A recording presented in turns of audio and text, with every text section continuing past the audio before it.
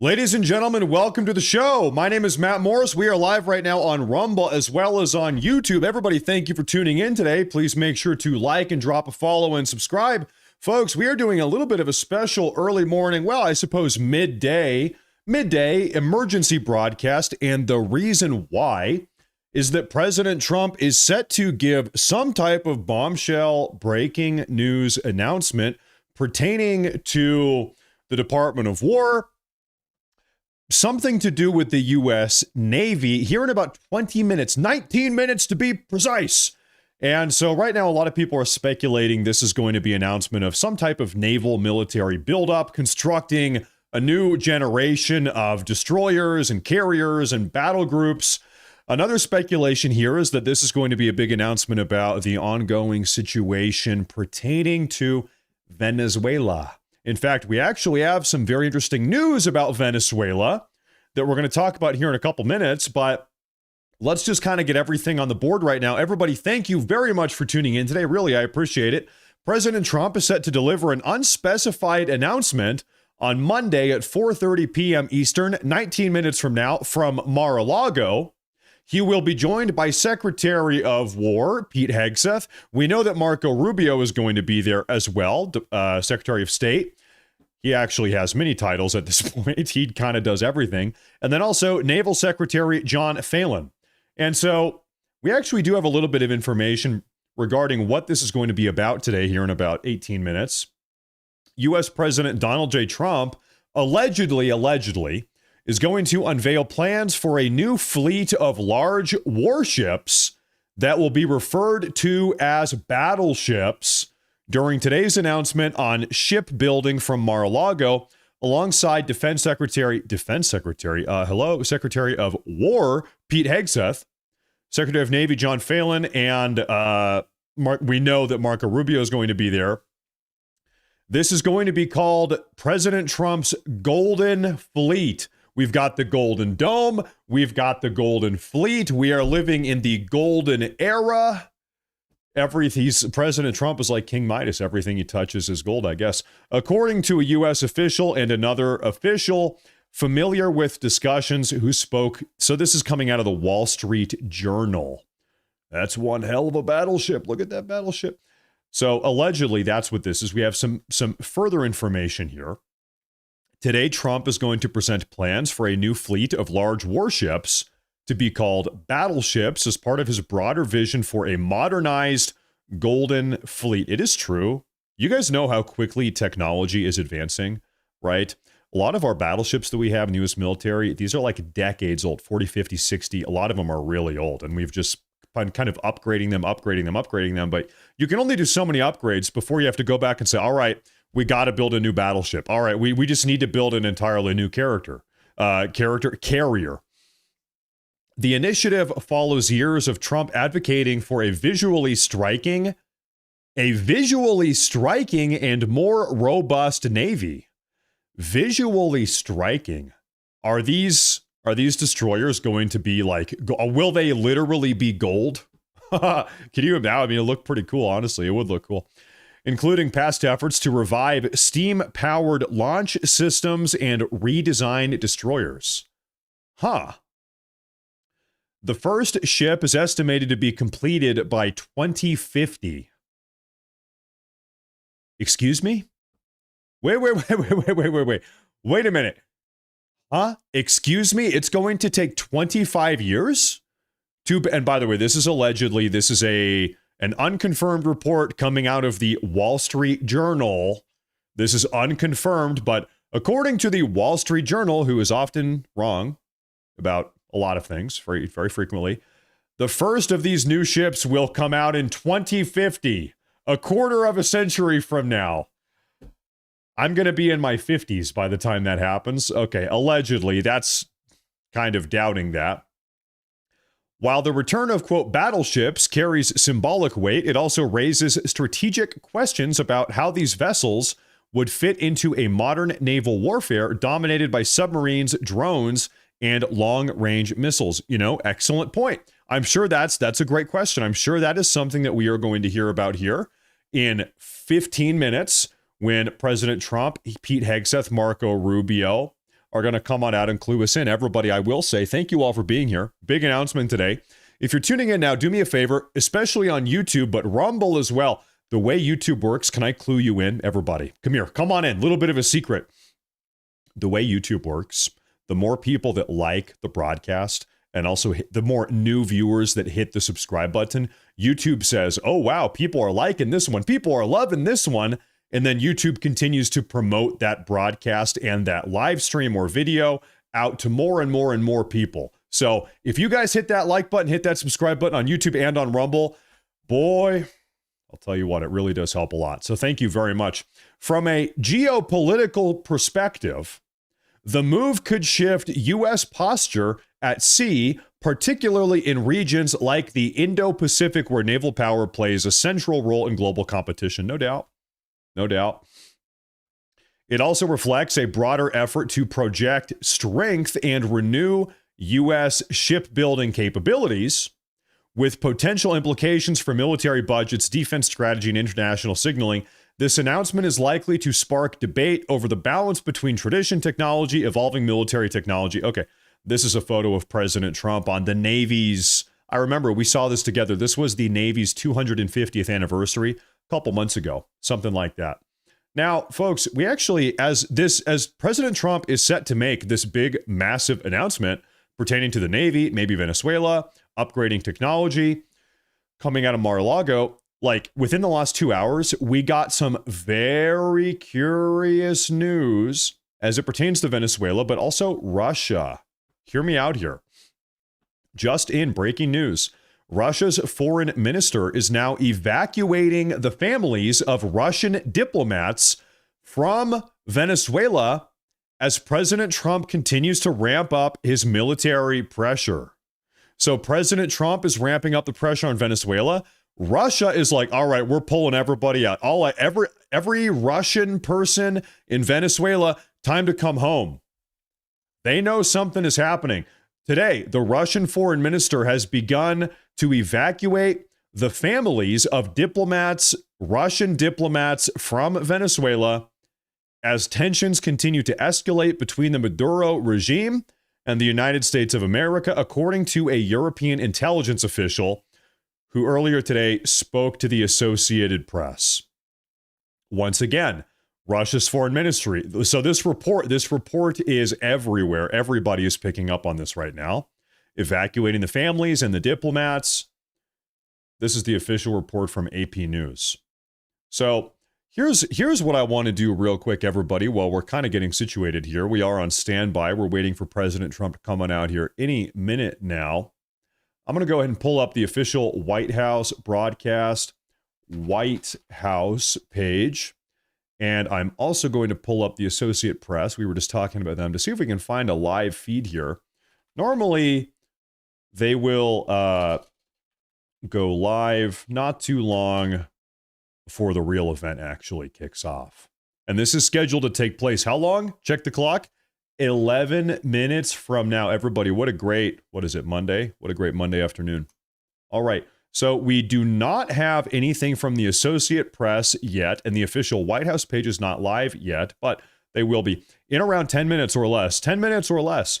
Now, as it relates to everything going on with Venezuela, folks, we have an update from Department of Homeland Security Secretary Kristi Noem, who talks about the ongoing endeavor of apprehending black market sanctioned Venezuelan oil tankers. We have an update this morning. Take a look. This operation specifically against the Venezuelan shadow fleet is led by the Coast Guard, and the Department of War has been fantastic partners in making sure we're not just interdicting these ships, but we're also sending a message around the world that the illegal activity that Maduro's participating in cannot stand. He needs to be gone, and that we will stand up for our people. They're using these dollars to funnel and purchase and proliferate drugs around the world that's killing the next generation of Americans. So don't forget what this is about. This is an enemy of the United States that we're taking strong action against, and our Coast Guard's doing a rock star job going out there and interdicting these ships safely, but also sending a strong message that we will stop this flow and we will continue to stand up for our country. Now, you will notice something here We're going to go a little bit medieval with this analogy. First off, we have a big super chat over here on YouTube this is Mr. Bill Burchett. Mr. Bill Burchett, thank you very much, Mr. Burchett, sir. Thank you. He says, Merry Christmas. Merry Christmas to you and your family as well. Thank you very much. And also everybody, Merry Christmas. Thank you. Ladies and gentlemen, imagine the year is 1400 and you're living in a medieval European village and there's a problem. You've got a bunch of thieves stealing bread from the bread stalls in the downtown marketplace.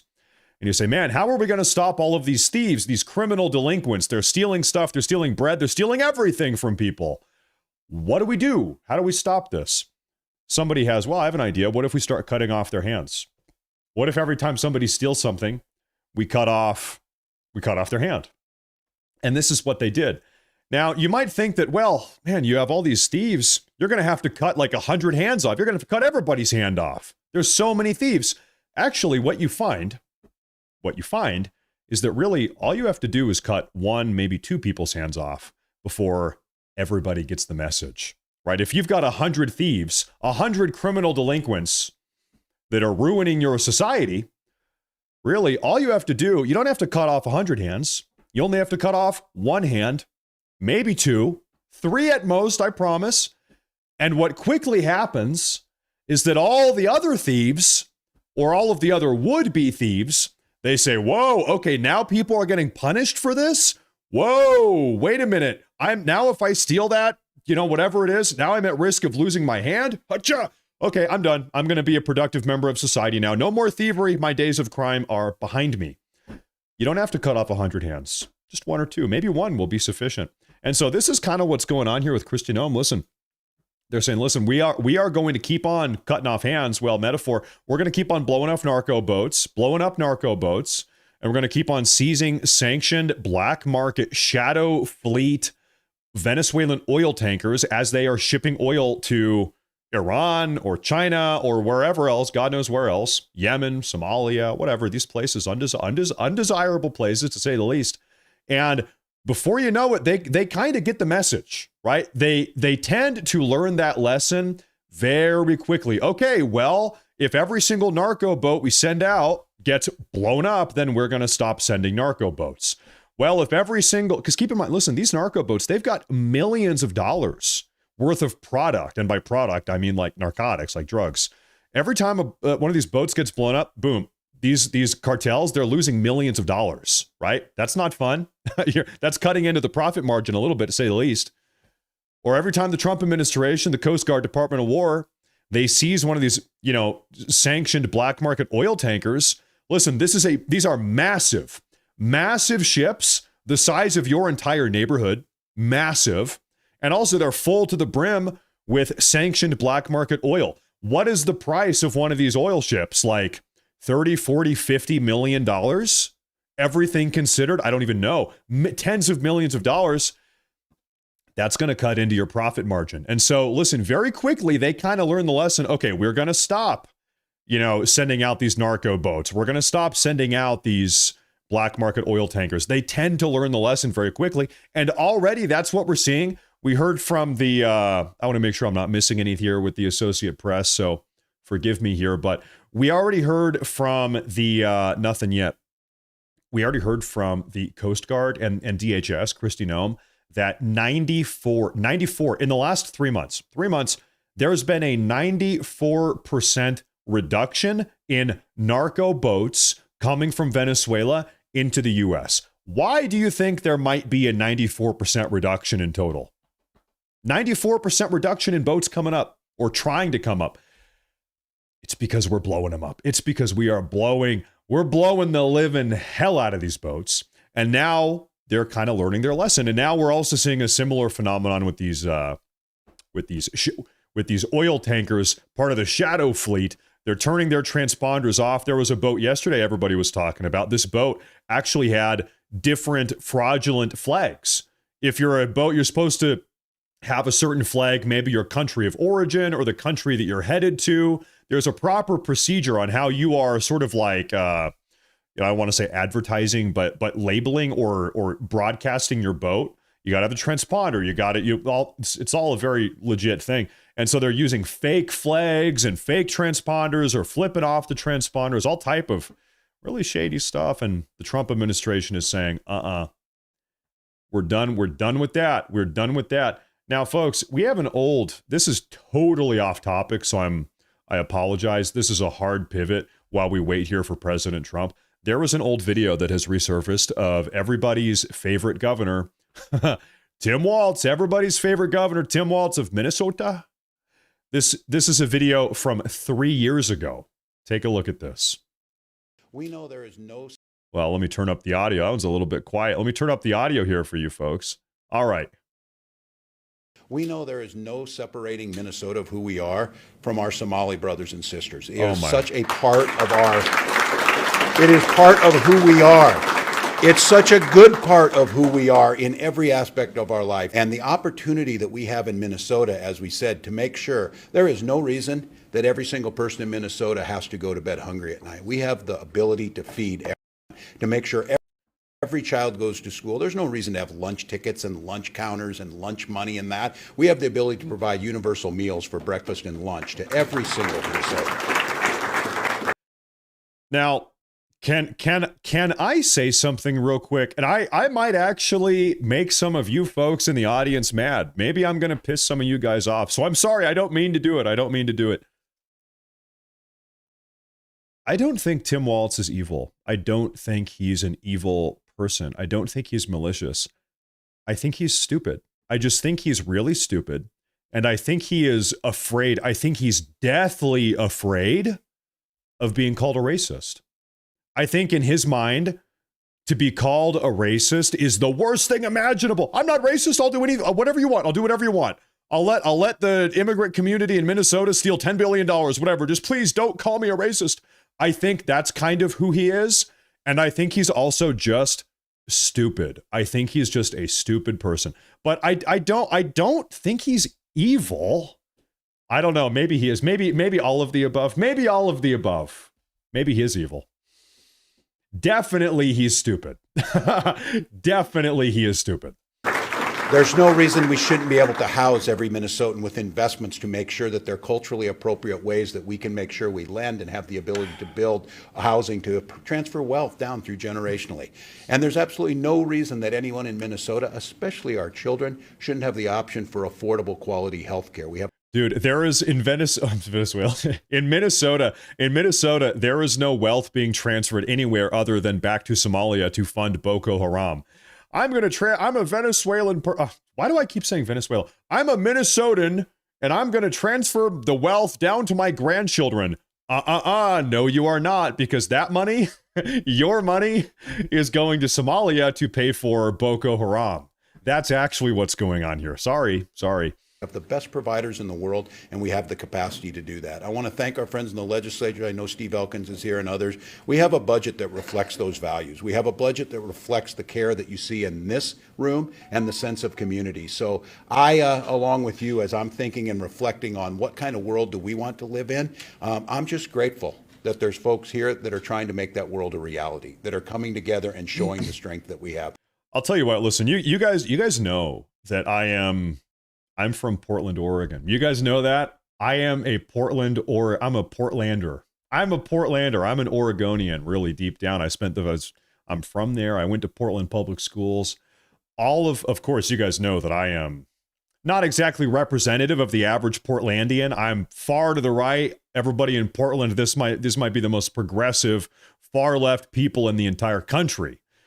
So the reason I mention this is because I personally know very closely, in fact, I'm related to a lot of them, a lot of people that are very far on the left, radical progressives, like insane radical progressives. These are my former coworkers and college classmates and family members. And, you know, I grew up with these people. And I'll tell you something here. A lot of these people, they are genuinely good-natured. They want to do the right thing, but they are completely detached from reality.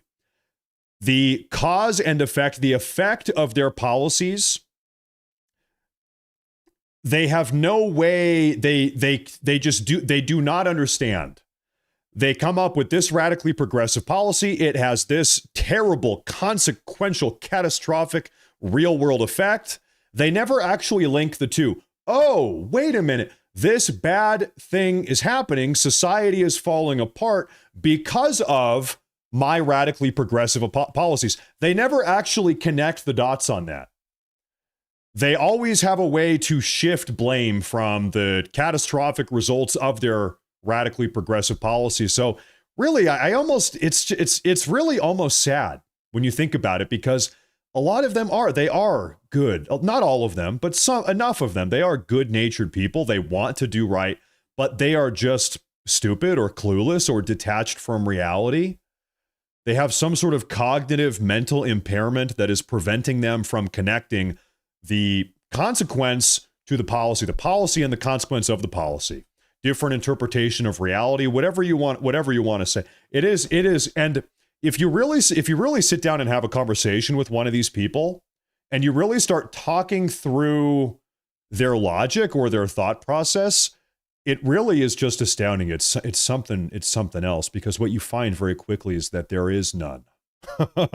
There is no logic. It's all just based on baseless, feel-good platitudes. Really, that's it. Now, I will say, everybody, thank you very much. I appreciate all of you for tuning in today. President Trump is going to be going live here any minute. I want to make sure we don't miss a thing. We have a massive Department of War update. President Trump, Pete Hegseth, and Marco Rubio is going to be coming out here today and giving us some type of massive update relating to the Department of War. Now, I will tell you folks, sometimes we have people in the live chat. This person, you say, Mandy Morhall says, "Stop crying." Mandy, I don't even really know what you're talking about. So here's what I'm going to do. But you are being a little bit rude. Listen, I don't know what other broadcasts you are used to watching to, what other broadcasts you're used to turning into and watching. We don't really behave this way here in this community. If you can't be civil and polite, Mandy, hey, Mandy, this is a direct call out. If you can't be civil and respectful in this community, then you got to go. This is your one warning. One warning, Mandy. Mandy, what's your last name? Morhall. Get a grip. Be respectful. You're an adult. You're not a 13-year-old girl, Mandy. Get a grip. Unbelievable. Some of you listen. Now listen, hey, 99.999% of people in this community, we love them. But listen, just like the United States of America, this community, we have to have a border. We got to have a border. And sometimes we need to have a deportation. If you are an immigrant here to this community and you're not assimilating and you're not fitting in, then you're going to get deported, okay? But you know what? I like to be a nice guy, give people a second chance. But listen, this whole thing where people come in here and they complain and they whine and they try to tell other people what to do and what they can say and what they can't say. We don't do that here. I don't know who the hell else you like to watch, but we do not do that here, man. Mandy. You better stop crying. Okay. Now, anyway, everybody, Merry Christmas. Merry Christmas. Thank you all for tuning in today. Thank you all for being here. Now, President Trump is set to go live 3 minutes ago, actually. 3 minutes ago. And, curiously, I'm actually not seeing anything from the Associated Press. Ladies and gentlemen, look at this. In classic immigrant refugee style, I try to be nice. I try to temper myself. I try to give people a second chance. And then Mandy, what does Mandy do? She doubles down and she said it again. I'm too tolerant. I'm too kind. I'm too generous of a man. My generosity, my tolerance has been wadded up and spit back in my face by this immigrant, Mandy, who refuses to assimilate. So, Mandy, you are going to be getting permanently deported. Permanently deported. You can go back and watch. I don't know, whoever else you like to watch. RSB. Let me take a look at RSBN here. So RSBN. Native-born Americans, exactly where it should be. Okay, so but still though, we actually do not have the live feed yet. So RSBN right now, they are I guess we have the I'm sorry, this has caught my attention. Hold that thought. Is Mickey Mouse Jewish? Is Minnie Mouse? This is a Hanukkah menorah is what it's called. I think a menorah. I'm not Jewish. I'm sorry. Mickey Mouse and Minnie Mouse celebrating Hanukkah. In the back up there, I guess Mickey Mouse is now Jewish. Anyway, sorry, it caught my attention. But anyway, no. So RSBN is doing the same thing that we are doing right now. And what that means is they are waiting for President Trump, the Department of War, Pete Hegseth, Marco Rubio, to come on out. So we're going to give it a minute right now. You guys know how they are sometimes. Sometimes they can be a little bit behind the schedule. But you know what? We actually have some other stuff to talk about. Take a look at this. Columbus, Ohio is now alerting criminal illegal aliens to the presence of ICE. You got to be kidding me. Hey neighbors, Mary Andy Ginther here. Wanted to take a moment to speak with you about the increase in federal immigration law enforcement activity we're seeing in our city. We can't prevent federal agents from being here, but as a city, we don't discriminate against any of our residents based on immigration status. Do not obstruct federal law enforcement activity. But if you see something you don't think is right or interacting with law enforcement officials, it's okay to record that conversation on your phone. And you should continue to feel safe to call Columbus Police and 911. Listen, man, I'm going to tell you what. We need a complete and total crackdown. These elected officials, or even a lot of them are unelected bureaucrats working in state government. These people need to be held criminally accountable. They are actively coaching. They are offering advice. Really, there's a term for this. They are aiding and abetting illegal alien invaders. If you are aiding and abetting, helping illegal alien invaders, which is what this is a problem. I want to see the Trump administration conduct a comprehensive crackdown on this type of behavior. Do you? I do. Our police will not be used to carry out these operations. I want you to know your rights. Remember, create a safety plan with your family and loved ones. Carry identification or documentation of your status with you. Stay calm and truthful when interacting with law enforcement. Remember, you have the right to remain silent. Memorize the phone number of someone you can call if you need help. Columbus is already safe without federal intervention.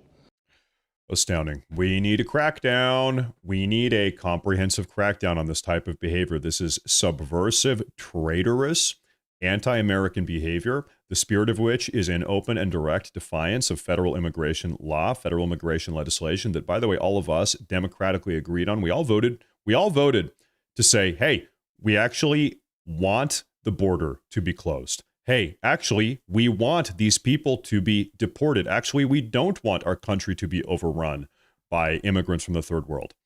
And so a lot of these far left politicians and also unelected bureaucrats are saying, we understand the democratic will of the people. The American people have said, okay, you don't want this, but we're going to do it anyway. We're just going to ignore you. We're going to do it anyway. RSBN is sitting here, standing by, idling just like we are. We are waiting for President Trump. Now, maybe some good news on the Ilhan Omar front. Take a look at this. Representative Randy Fine is working on getting Ilhan Omar not only expelled from Congress, but also deported. You don't say. Randy Fine.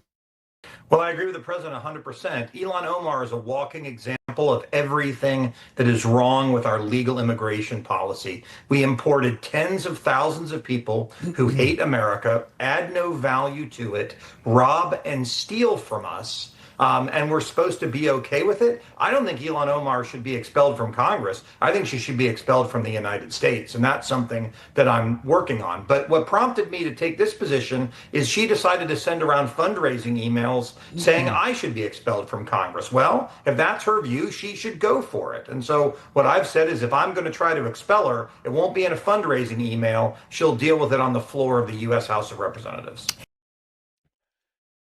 This is one of these topics here, deporting or denaturalizing Ilhan Omar. This is something, let's just let the record show. President Trump could get rid of her immediately, like today. A lot of this is just talk, and I wish it wasn't just talk. Trump can literally just do this. Trump has the legal, the constitutional authority to denaturalize a U.S. citizen, as far as I understand, for any reason whatsoever. But beyond that, we know for a fact she lied on her immigration paperwork to get her brother into the country. She came over here in the 90s as a refugee, and then it was a decade or two later that she lied about marrying her Somalian brother to get him here as well. She lied. That is a punishable offense. We can denaturalize her. Trump, the president, can do that. So it's one thing to talk about it. Everybody's talking about it. He could just do that. He could literally just do that. Now, I'm sure he's not, because, I'm sure they've talked about this. How is it going to look going into midterms? If we denaturalize and deport Ilhan Omar and ship her back to Somalia, then maybe it's going to look bad going into midterms and people aren't going to like it. I suppose these are valid concerns. I suppose.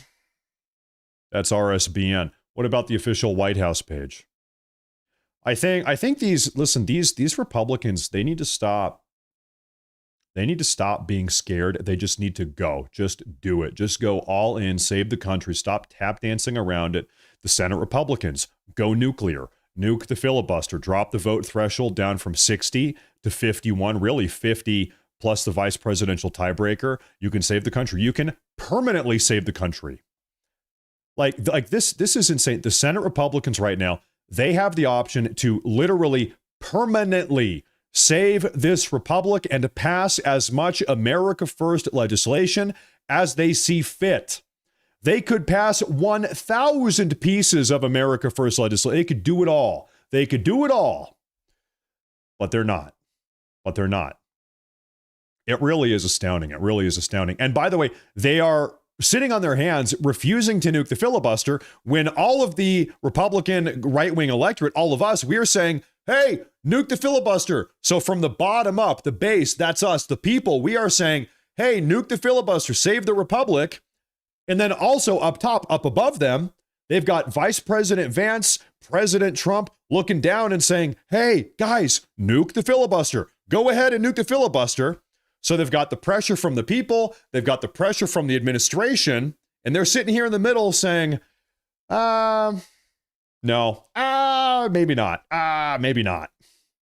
It really is just absolutely astounding. We have another update regarding today's Department of War announcement, which any minute now, they are about 13 minutes late. Okay, that's fine. We've got stuff to talk about.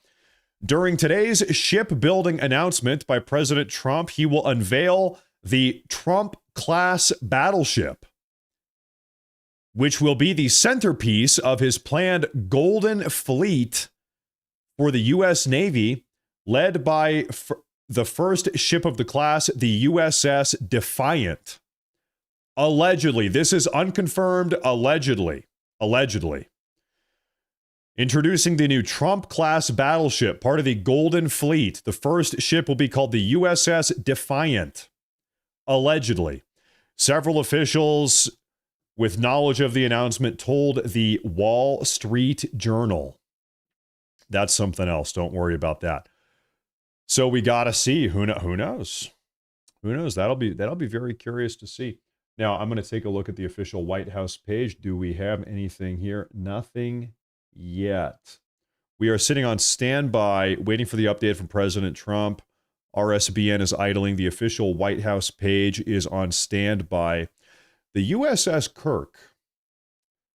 Somebody said that in the chat. Who said that? I like that idea. That's a good idea. The USS Kirk. What do you think? What do you think about that? I think that's actually not a bad idea. That would be kind of cool. I heard yesterday evening that the congressional Republicans are trying to build a statue of Charlie Kirk in Washington, D.C. I don't know where in D.C., but somewhere in D.C.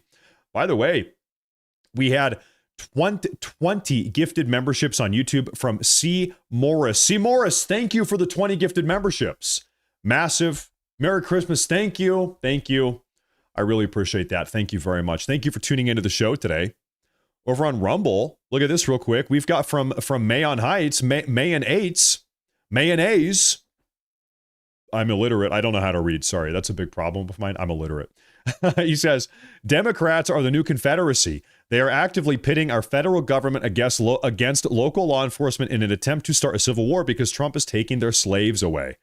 You know, I think like that's like pretty much true. Pretty much that's true. Yeah. The degree to which these far left, radically progressive sanctuary states have become belligerent, operating in direct and open defiance of the federal government, it is astounding. It is astounding, man. If Abraham Lincoln were alive today, what do you think he would do? Do you think Abraham Lincoln would tolerate all of these sanctuary states that are choosing to deliberately, knowingly, willingly violate federal immigration law?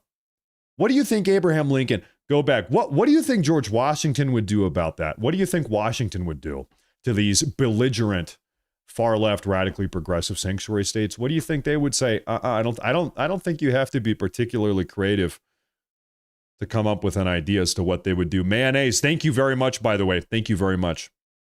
Thank you. I also see Darlene Harris says, Merry Christmas, everyone. Okay, little bit of a heads up, by the way, not Marlene, Darlene, beautiful name. Thank you very much. Thank you. Little bit of a heads up about Christmas. I have had my mother-in-law with us for the last week. She's been here. I've been busy doing stuff all day, trying to be a good host. So that's fine. I can manage that. I'm still making my videos and doing my live broadcasts. Tomorrow, my mom and my dad show up. They're staying here. The day after that, my brother and his girlfriend show up. They're staying here. We're going to have, I don't even know, like 10 or 11 people in the house. So I am going to try to keep on working and making the videos throughout the next couple days and doing the live broadcasts. But man, it's going to be tough. It's going to be tough.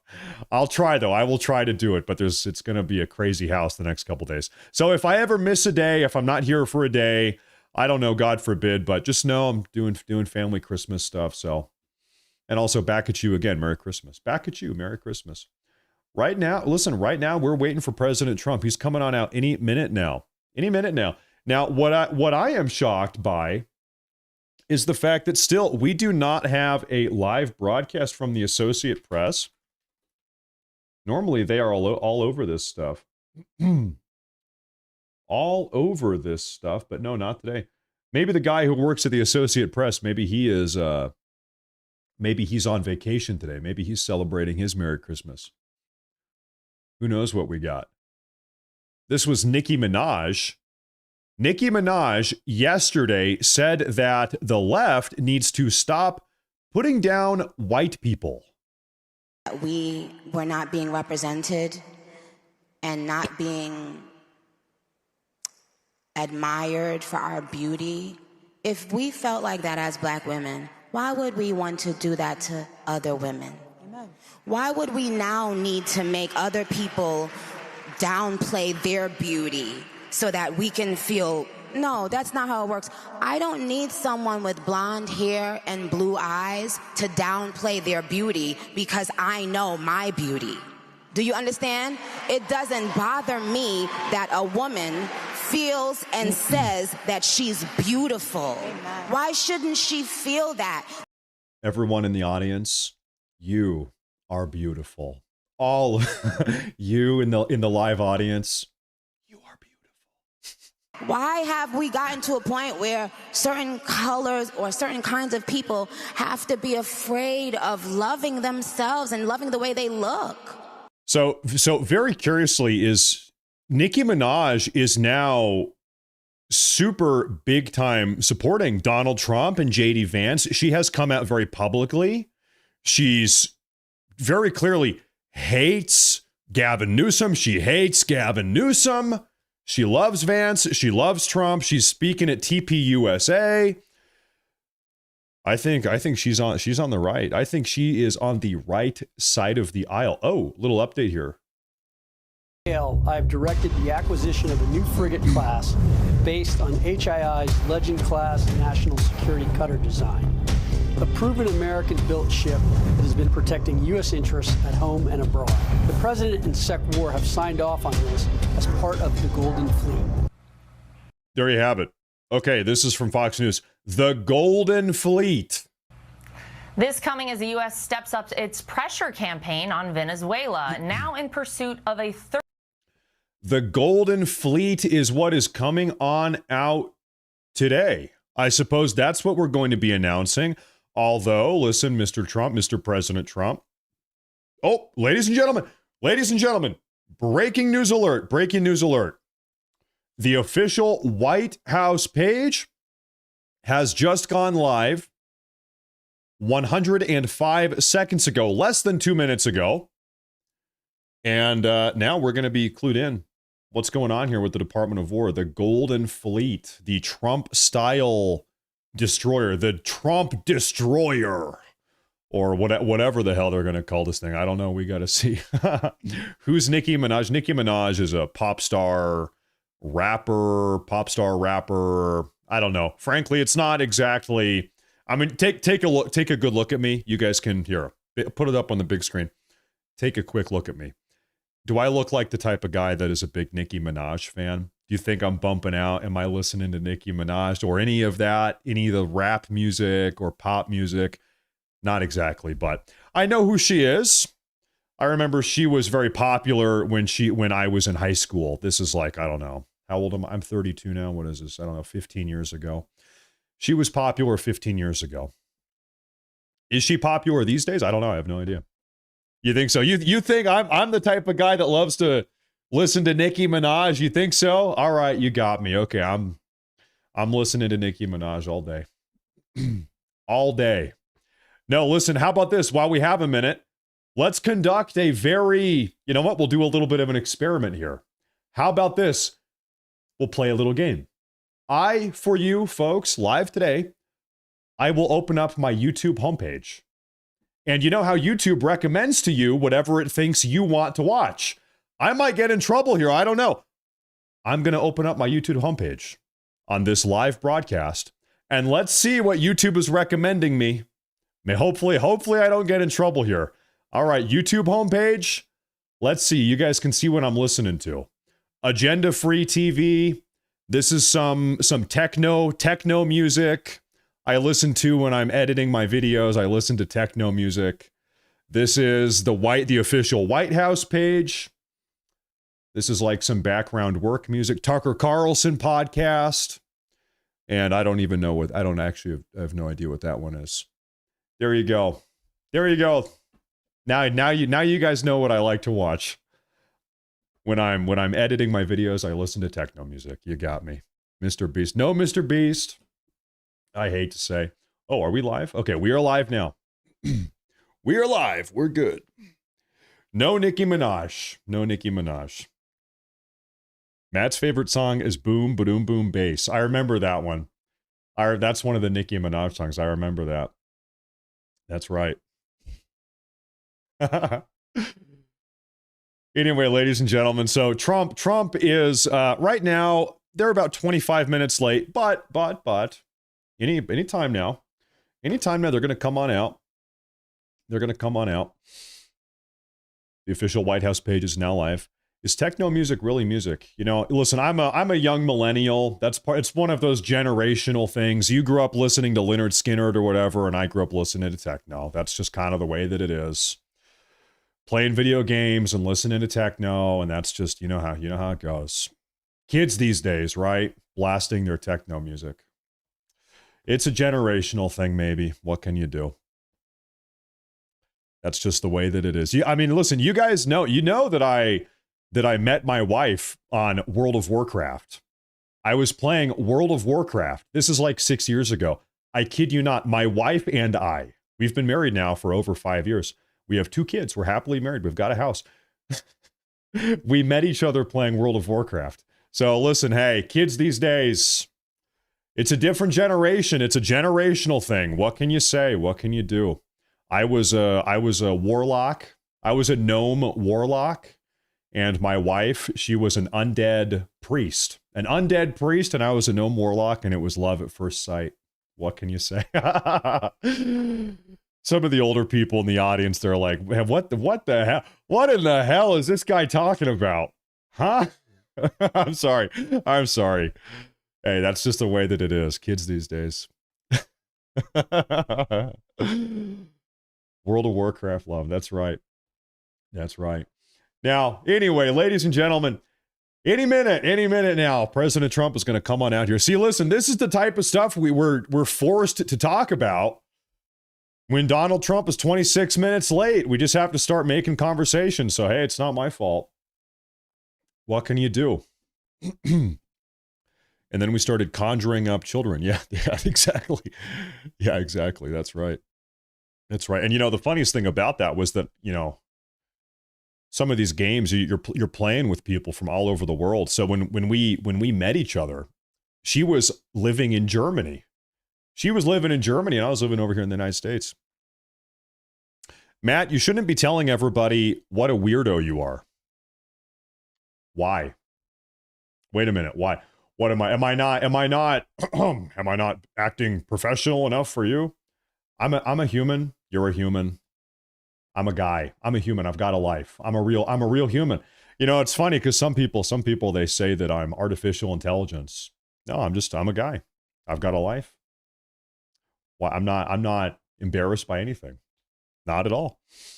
I'm sure all of us are a little bit weird in certain ways. Everybody's a little bit weird, right? So who cares? Whatever. Freak? Fine. Fine then. So what? So be it. Then I'm the freak. I'll be the freak for the day. That's fine. That's fine. No, and I'm not artificial intelligence. In fact, I was actually earlier this morning, I was working on today's video, and then I said, oh, Donald Trump is doing a live broadcast. Okay. I got halfway done working through my video. Look at this. See, this is me. I got everything recorded, and I said, man, I got to stop. Wait a minute. Got to take a break. Donald Trump is going live. I was in the middle of editing today's video for you guys. So the second we're done with the live broadcast, I'll go get back to work on making that one. Then I'll have that up on YouTube and Rumble a little bit later today. We'll have that one up. I don't know. I'll tell you something here. I don't know. This is my own personal preference, and I'm not throwing shade at, everybody has their own preferences here. Some of the other broadcasts out there, podcasters, they almost are a little bit too polished. They almost are a little bit too try hard. It's like they're trying too hard a little bit. And it comes off as being a little bit almost insincere or a little bit fake, a little bit manufactured. You guys know, listen, when I get up here and I do my live broadcasts every day, they are a little bit Wild West style. We do kind of shoot from the hip a little bit. They're not as sleek and manufactured. I don't have the $1 million studio or the production team. I don't have all the different cameras and all the. I'm just a guy. I'm just a regular guy out here. I'm not that studio. We're a little bit more grounded. We try to keep it grounded. Oh, the Associate Press is live. Is that so? Okay, let me take a look at that. Is that really the case? We're a little bit more legitimate, a little bit more authentic, perhaps is the word. Maybe that's the word. Authentic. Teleprompter. I was actually thinking about getting a teleprompter. I don't have a teleprompter. I was thinking about getting one and putting it right up there because I kid you not. Can I show you folks something here? You are going to laugh at me. You are going to laugh with what I'm about to show you. I'm going to take you in behind the scenes. Here it is. Every single video that I make, I type out word for word. This is the script for today's video. It's 4 pages long. Every single day I wake up and I write 4 pages of video script. This is for today's video. And I've got hundreds of pages. Just goes on and on and on. Because I write 4 or 5 pages a day every single day.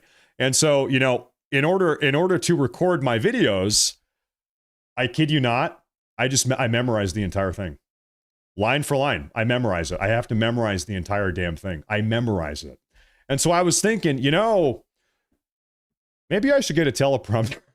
I was thinking, maybe it would make my life a little bit easier if I got a teleprompter and then I could put the script that I write, all my research, I have my notes. If I could put that up on the teleprompter, maybe that would make it easier.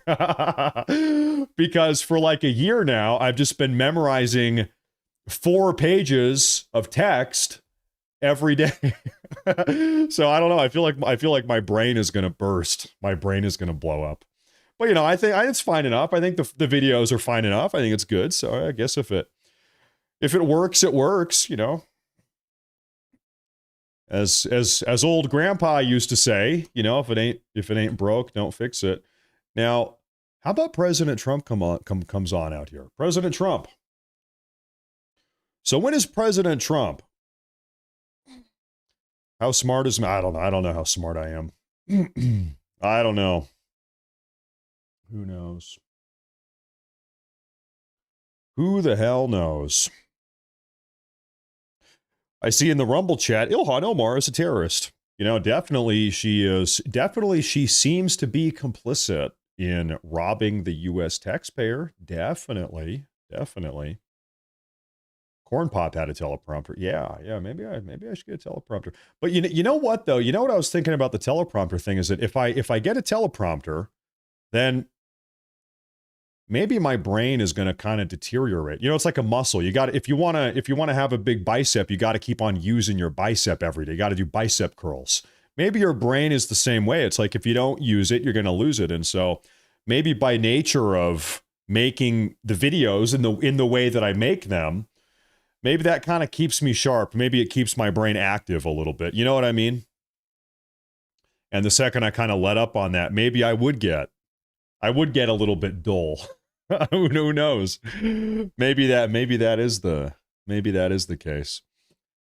So hey, you got to use it. You got to use it or you lose it. Just read it off your notes from the screen. Well, the problem is if you want to get into the nitty gritty here, I could sit here and record my video where I'm just reading off of the script, like the script I just showed you, but then I wouldn't be making eye contact with the camera. And don't you think it's weird if I were to upload a video and not once in the video did I make eye contact? I feel like I have to have eye contact. I got to look at the webcam. Got to look at you guys. If I just look here instead of there, then maybe it'd be a little bit weird. So, I don't know. Hey, listen, I'm not a professional. I'm just a guy. I'm just a guy making my way. I have to figure all of this stuff out on my own because I'm not a part of the Blaze Network or Daily Wire or anything. I don't have anybody telling me how to do it. I got to figure it all out on my own. But hey, we do okay. I think we're doing okay. We can figure it out a little bit. Stop looking at me. Okay, sorry.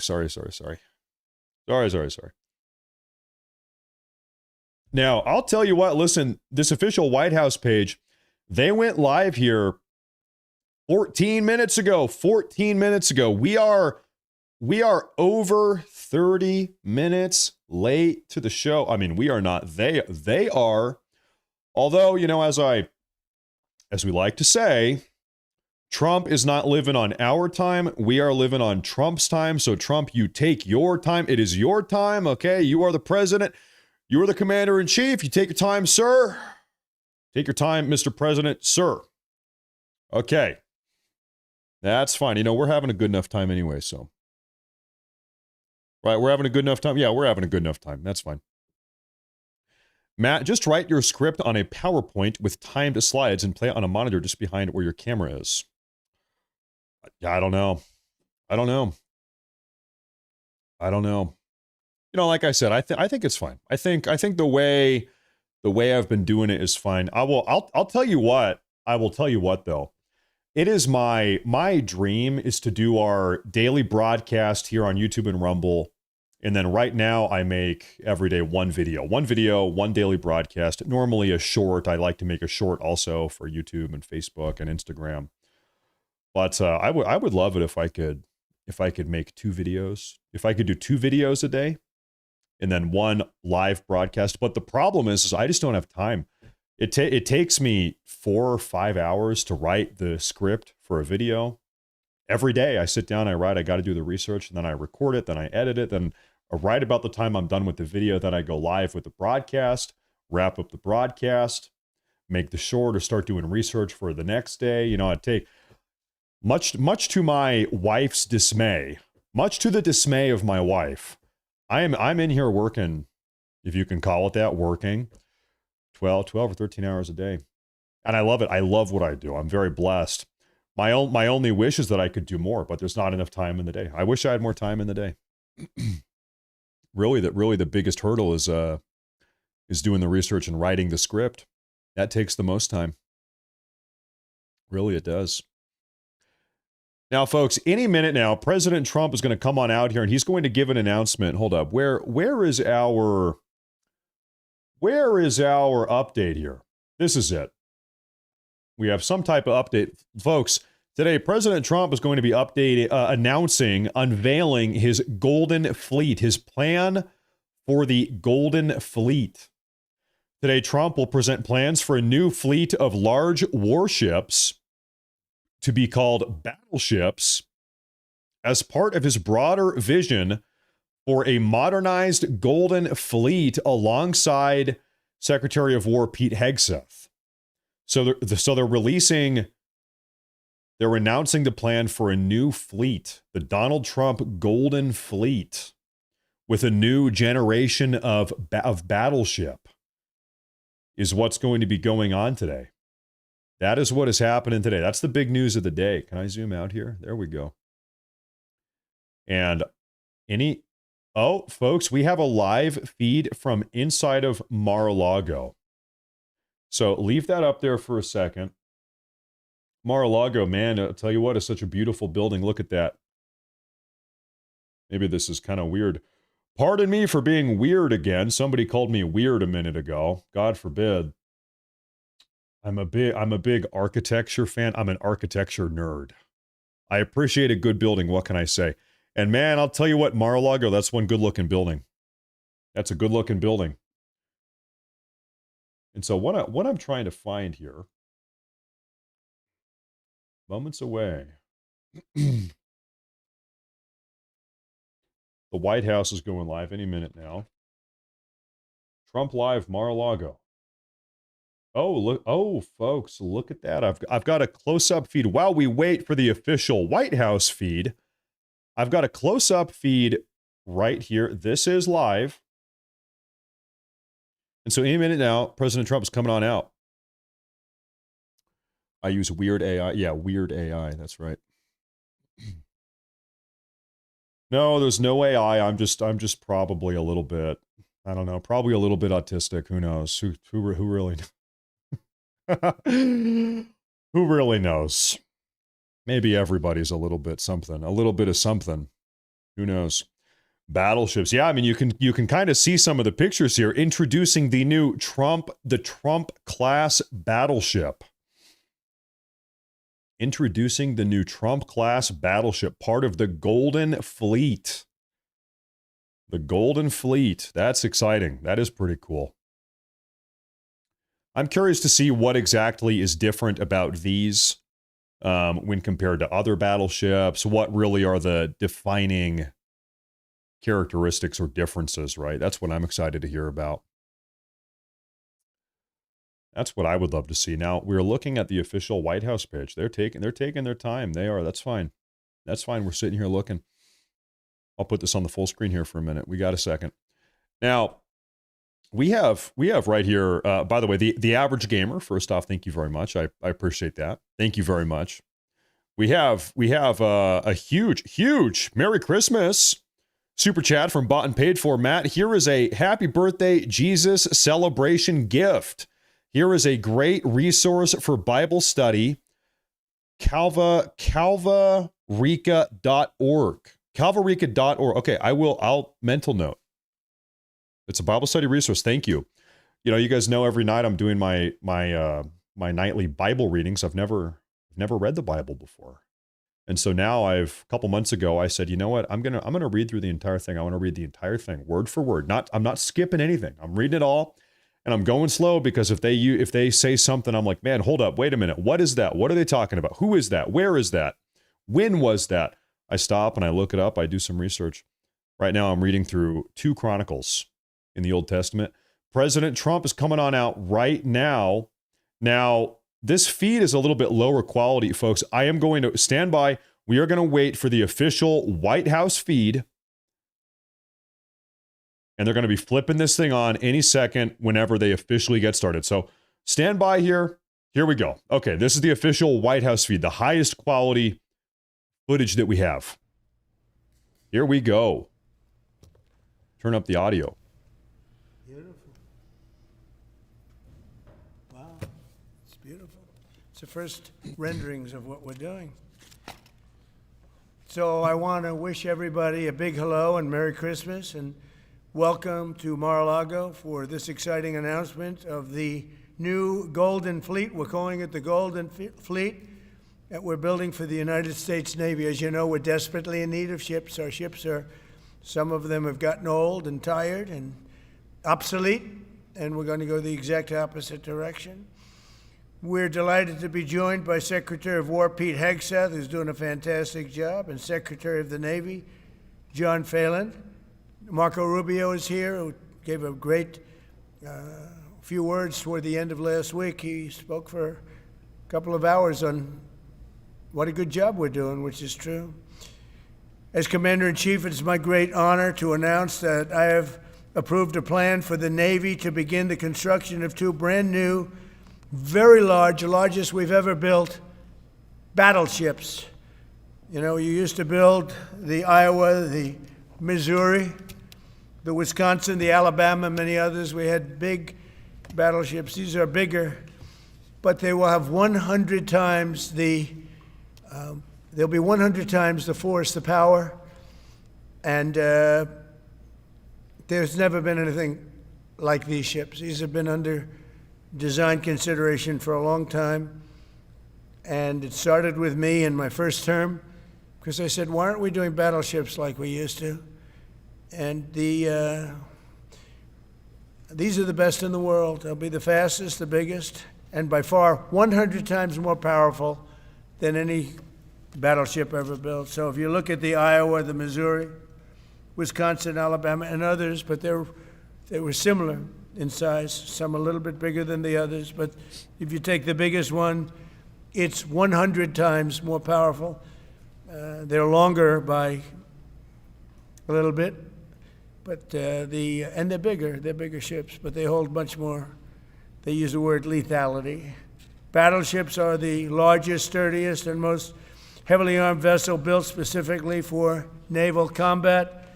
While America has built many new warships over the years, they've tended to be smaller and much smaller, and not conducive to where we are and where we're going, and peace through strength. But including, we've been building aircraft carriers. We're going to be upping that also. We're going to be going to a superior aircraft. We have the Ford class. We're going to be upping that to a different class of aircraft carrier. And we haven't built a battleship since 1994. These cutting-edge vessels will be some of the most lethal surface warfare ships. They will be actually the most ever built other than our submarines. We have submarines which will have, in many ways, even more lethality, and we have many of them under construction.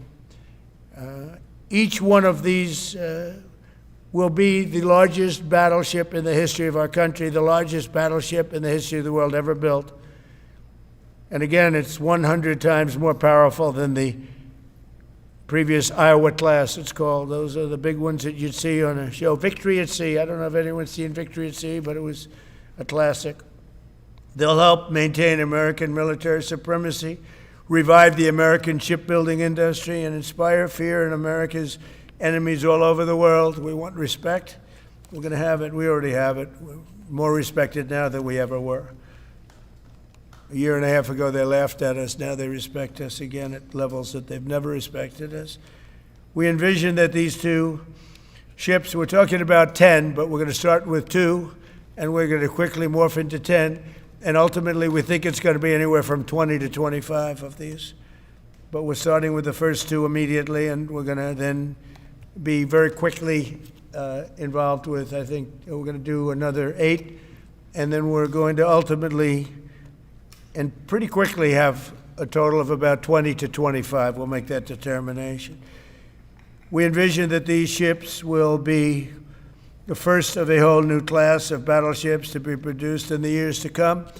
From Theodore Roosevelt, the Great White Fleet, you remember that, the Great White Fleet, to the legendary USS Missouri, whose massive guns helped win World War II. America's battleships have always been unmistakable symbols of national power. We stopped making them for whatever reason, I don't know.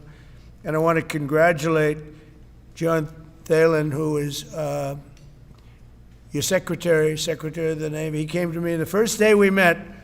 He talked about battleships, and I said, "You're absolutely on the right track." He said, "Why are we doing other things? We have missiles, which are much more expensive." By the way, these battleships have tremendous numbers of missiles, but they also have guns.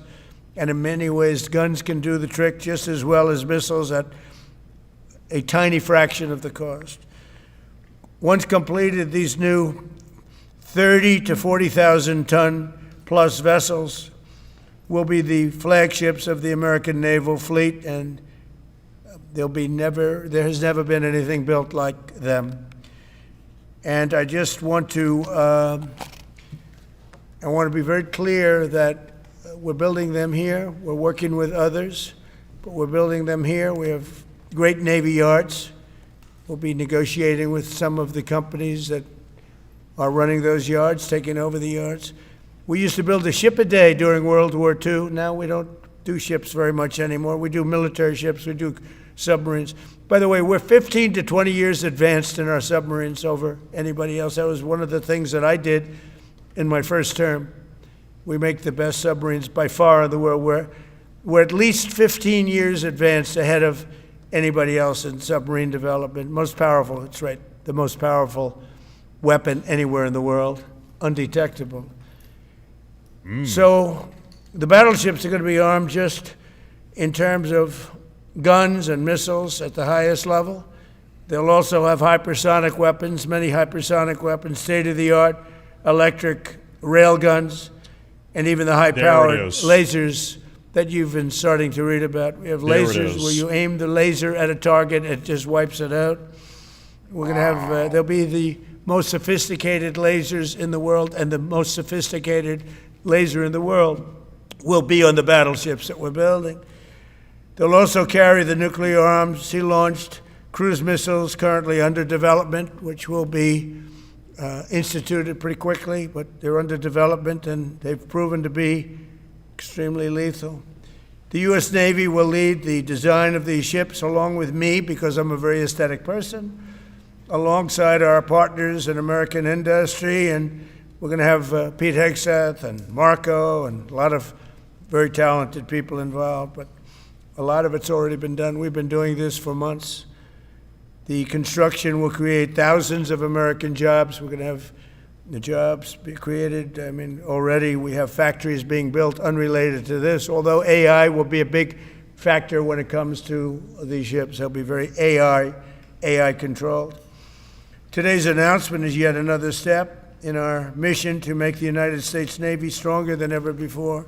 Again, when you talk about 100 times the power of these massive ships that we had years ago, it's pretty amazing.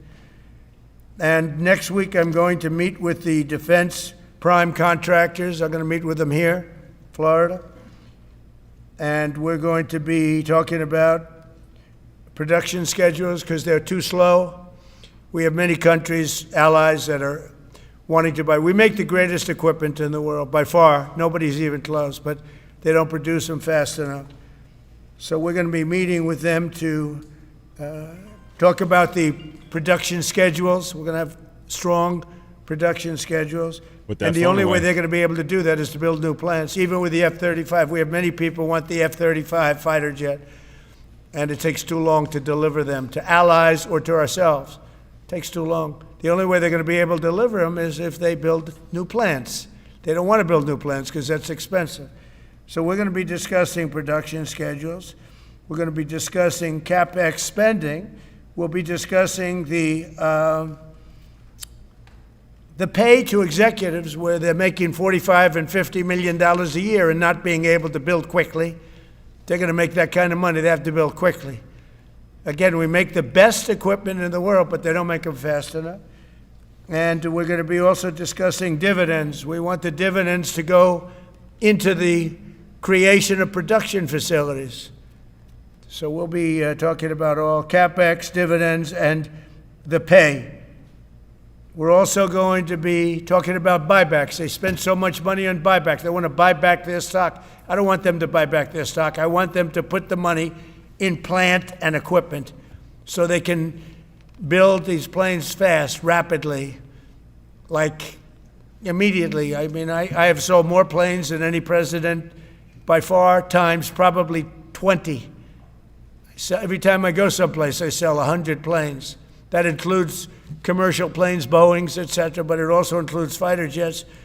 And I'm always having to say 5 years, 6 years, 7 years, helicopters, Apache helicopters, many years. India bought them. They want to get them. They don't want to wait a long time. So we don't want to have executives making $50 million a year, issuing big dividends to everybody, and also doing buybacks. And then they say, well, we don't have the money to build a plant. They got to build plants. Plants to make F-35s, plants to make helicopters, plants to make the F-47 new jet. And that's it. And that's what I'm going to be talking to them about. They're going to start spending money on building airplanes and ships and the things that we need, not in 10 years and 15 years. We need them now. And we're strong about it. Last week, the Navy announced a brand new class of frigate, and they're going to be working with the South Korean company.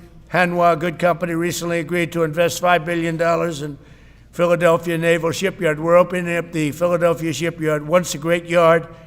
Now it was a long time ago decommissioned, but now it's reopening.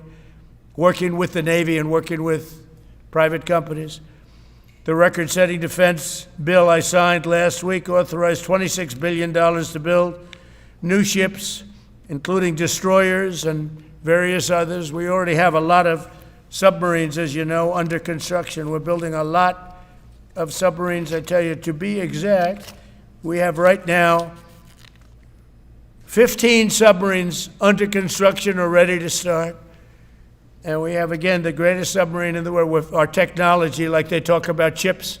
Well, I would say submarines are a bigger deal than chips. We're at least 15 years ahead of any other competitor. China, Russia, nobody can come close.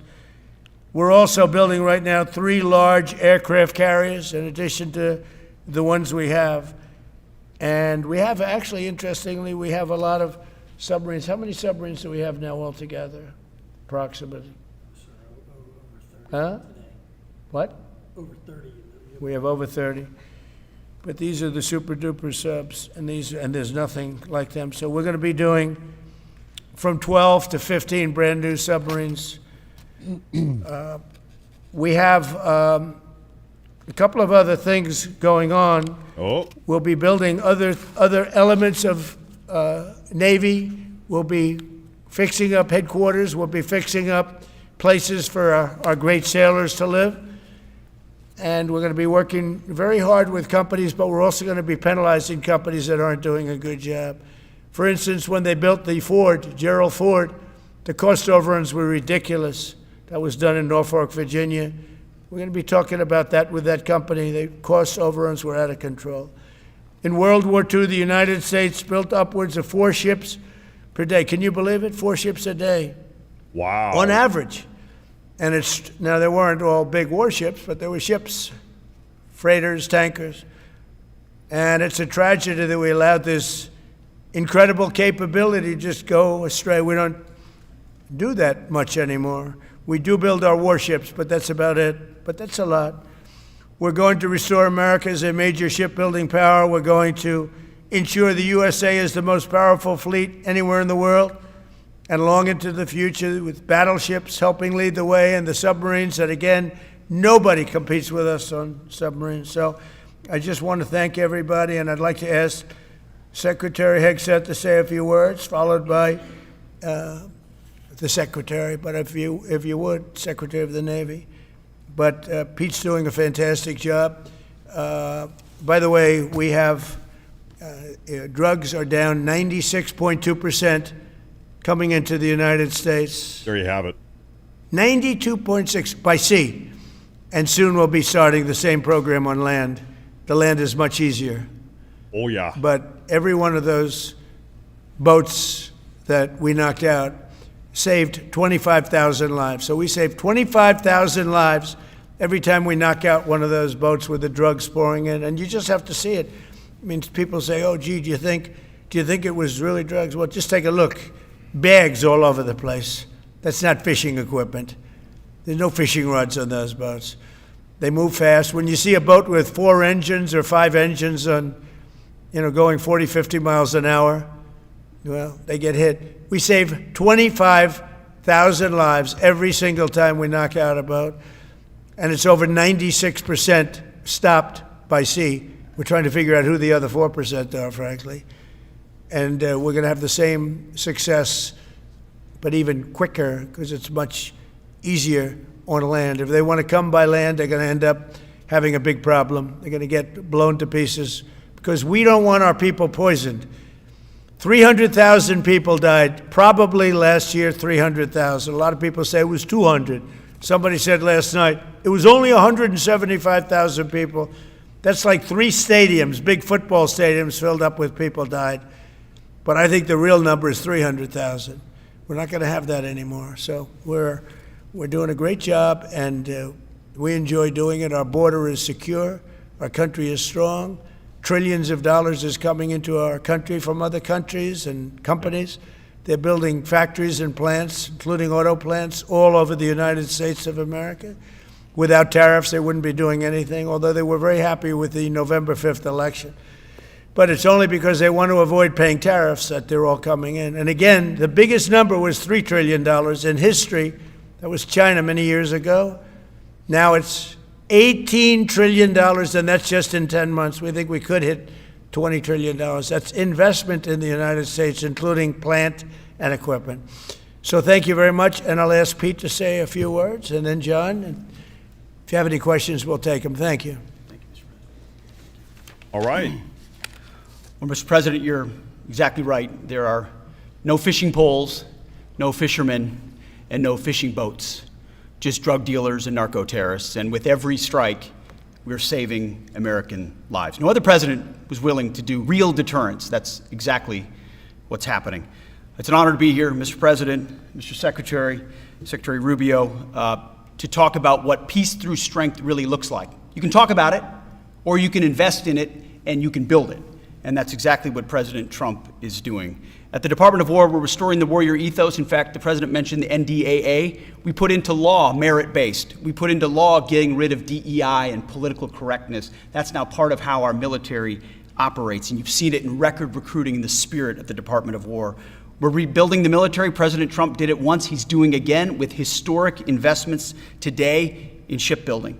And we're reestablishing deterrence, whether that's at the border, whether it's through Golden Dome, what happened with Midnight Hammer and what Iran found out, those drug boats, and of course the Houthis opening up the shipping lanes. American strength is back on the world stage. And the announcement of the Golden Fleet, anchored by new battleships, the biggest and most lethal ever, accomplishes all 3 of those things and marks a generational commitment to American sea power. Across the entire department, we are developing new operational concepts, deploying cutting-edge technologies, and making major investments, including in our Navy. This is happening in all domains, including space, as the President has talked about before anyone else. So it's the highest of domains and the lowest of domains under sea, and especially today in sea power, that always has to be decisive, has been in the history of America, and will continue to be under the leadership of President Trump. We will make sure that anything that flows from our country and with our allies flows freely and uncontested. New and better ships will provide that deterrent today and for generations to come. This new class, these new investments will be the types of things that for decades for centuries, the American people will look back and thank President Trump for having the vision and the willingness to invest right now in capabilities we need today, tomorrow, and long into the future. So, Mr. President, thank you for this investment, and I'll hand it over now to the Navy Secretary.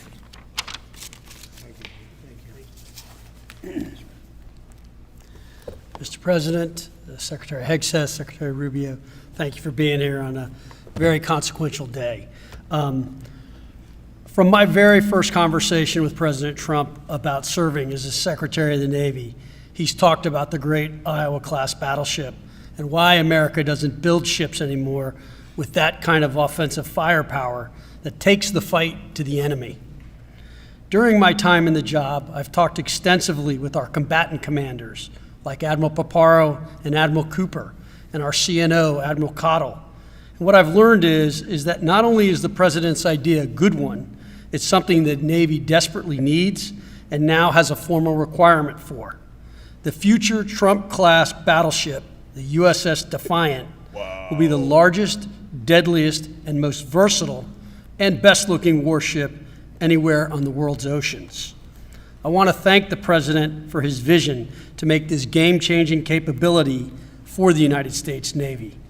The Iowa was designed to go on the attack with the biggest guns, and that's exactly what will define the Trump-class battleships: offensive firepower from the biggest guns of our era. This ship isn't just to swat the arrows. It is going to reach out and kill the archers. And for the first time in generations, we'll have a new leg in America's nuclear deterrence, because the Trump-class battleship will carry the nuclear-armed, sea-launched cruise missile. Striking dominance isn't all that the Trump-class battleship brings to the fight at sea. It has the size and capacity to serve as a flagship for our fleet commanders so that they can command and control naval forces far out to sea. As shown in the series, and the President mentioned it, Victory at Sea, Admirals Bull Halsey and Raymond Spruance commanded the war in the Pacific from their battleship flagships during World War II. Now this new battleship will command everything from warships to drones and everything in between. We're going to make battle groups great again. And this is just one piece of the President's Golden Fleet that we're going to build with the investments he talked about. A new frigate, the right frigate, the one our warfighters have told us they need. More amphibious power for our Marines with new capabilities like the medium landing ship. As part of the Navy's high-low mix, we're moving out aggressively on unmanned vessels with funding from the President's One Big Beautiful Bill to bring options to the fight and pull new, non-traditional defense partners into the American shipbuilding ecosystem. And we're making a generational investment in support ships. Logistics wins wars, and that kind of shipbuilding is the spark that will ignite the industrial base and help power the commercial shipbuilding that the President has called for. Under your leadership, Mr. President, we will have more tonnage and firepower under construction than ever before in our history. Building the President's Golden Fleet means jobs across the United States now. Yep. There'll be work for shipyards everywhere, from Philadelphia to San Diego, from Maine to Mississippi, from the Great Lakes to the Gulf Coast. And for manufacturers that will build components for this battleship in every state. The President has been clear. We must bring back our American maritime industrial might. And he has told me many times that as Secretary of the Navy, it is my job to equip our sailors to win the fight at sea with the finest ships in our history. To conclude, the USS Defiant battleship will inspire awe and reverence for the American flag whenever it pulls into a foreign port. It will be a source of pride for every American when it brings home our brave sailors who will sail defiant, raise their fists, and say, "We are peace through strength." And our adversaries will know when the Trump-class USS Defiant appears on the horizon, American victory at sea is inevitable. Thank you, Mr. President. Now, when a conflict arises, you are going to ask not one, but two questions. Where are the carriers and where are the battleships? Thank you. I just want to mention that John Phelan is one of the most successful businessmen in the country, in our country. been a tremendous success, and he wanted to do this, and for nothing, he's taken probably the largest salary cut in history, but he wanted to do it. He wants to rebuild our Navy, and you needed that kind of a brain to do it properly. So I just wanted to give you a little information on him, which is probably enough, but one of the most successful men in the country, and he's that because he understands it, and he understands finance in addition to what we're talking about. Somebody who's doing a fantastic job is Marco Rubio, Secretary of State. And Marco, maybe say a few words, and then we'll answer some questions. Thank you. Thank you, Mr. President. And I don't have much to add. This is a phenomenal presentation. Thank you, Mr. President. This is American industrial power returning. This is the ability, once again, to rebuild, to have industry in the United States. This is generational in the change, not just in terms of applying American war power, increasing our ability to protect the seas. The U.S. Navy is the single biggest source of peace in the world of all of our forces because it gives us a global footprint. But it rebuilds American industrial capacity. The ability to make things again in our country has been critical to what the President's agenda has been all about, and this is a tangible reminder of it. And I know the country's grateful for it, and generations of Americans will be grateful for it. So thank you. Thank you, Marco. By the way, I think Short and I'd sweet. just like to point out that these ships are made of steel as opposed to aluminum. It's a big difference, as you know. Battleships, the great battleships, had 6- and 7-inch steel hulls, and these are going to be likewise made out of very powerful steel. Our steel industry is coming back very strongly, by the way. It's coming back at record numbers, and we're going to be using them for the steel, but as opposed to an aluminum side, which, in all fairness, is not the same. So, John, we're going with all steel, I understand, and that's going to be something that people are surprised. More expensive, but not even comparable in terms of the importance and the strength. Yeah, please. What's your timetable for these first two ships, and do you see them as a counter to We're China? going to start almost immediately, and we'll probably talk in about 2.5 years. In terms of the mission, do you see There you it go. as a counter to China? Just a counter to everybody. It's not China. We get along great with China. I have a great relationship with President Xi. And not China. It's just everybody. You don't know who comes along. But we just wanted peace through strength. Hopefully we never have to use them. But there will never be anything built like these. Think of it. Those battleships are incredible. These have 100 times the power. Think of that. I mean, and they were big and they were powerful. What do we mean by power? You know, I thought about taking some that are in dry dock and changing them. And then when I said that, you know, if we did, would be about, we could increase, if we doubled them, they'd be at like just a tiny fraction of what one of these was. This is the new technology, which is incredible. So we decided pretty early on not to do that. Yeah, please. Mr. President, Julio Rosas with Most Peaceful Media. You just referenced the lower amount of illegal drugs that are coming by sea, and you just said that you're going to start that same program on land soon. Are you just referring to Venezuela, or are you referring to other countries in Latin America? Anywhere drugs are pouring in, anywhere, not just Venezuela. No. Yes. Speaking of Venezuela, oil. What are we going to do with the oil that we have? Going to do with what? The oil that has been seized. The United States That's seized ours. 1.9 million barrels of oil on December 10th. We're going to keep it. Yeah. Oh, yeah. We're keeping it. Where's it going? Are we going to sell it or We're put it in the gonna keep strategic it. Maybe oil we'll sell reserve? it. Maybe we'll keep it. Maybe we'll use it in the strategic reserves. We're keeping it. We're keeping the ships also. Yeah, please. There you have it. That's ours. About Venezuela, sir, have you spoken to American oil companies that have had their assets seized about what a post-Maduro Yes. Venezuela would mean for them, what coming back and restarting all operations? the big ones, yeah. I have. Yeah, please. Why do you feel like this initiative was neglected for so many years, and does this come amidst the rising tensions between the U.S. and Venezuela? We're talking about with Venezuela? Yes. Well, you had a different kind of a president before me. They didn't mind being ripped off. They didn't mind being robbed. They didn't mind drugs pouring into our country. They didn't mind the jails of Venezuela and Trinidad being emptied into the U.S., where they take over Colorado and other places. I do mind.